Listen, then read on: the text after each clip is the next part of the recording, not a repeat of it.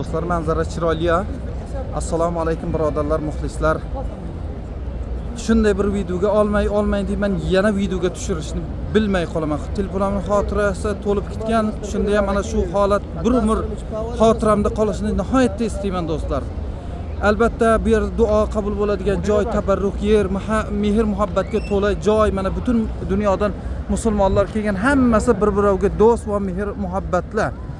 Juda bir yoqimli joy do'stlar. O'shaning uchun ham bu xotiramda qolishini istayman. Kimki do'stlar shuni videoni tarqatsa, albatta mana bu yerda duo qabul bo'ladigan joy. Alloh ularni ham tezlikda shu yerga kelishlarini Allohdan so'rayman. Inshaalloh sizlar ham shuni xotirangizda saqlab qo'ying, do'stlarga tarqating. Kimki do'stlarga tarqatsa, inshaalloh ular tezlikda shu yerga kelishlarini Allohdan so'rayman. Men tabarruk yerda turman do'stlar. Bu mehr muhabbatga to'la joy. Juda ham bir yoqimli joy. Mana bu yerda butun dunyodan musulmonlar kelishgan. Biz qaysi bilan ko'rishsak, ular juda bir mehr muhabbatli bilan ko'rishib, shuna bir boshqacha bir holatda buni til bilan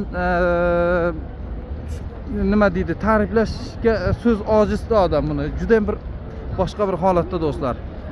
Inshaalloh sizlarni ham shu yerda Alloh taolo tezlikda yetkazsin. Videoni do'stlaringizga tarqatgan do'stlar inshaalloh shod xudo keladi.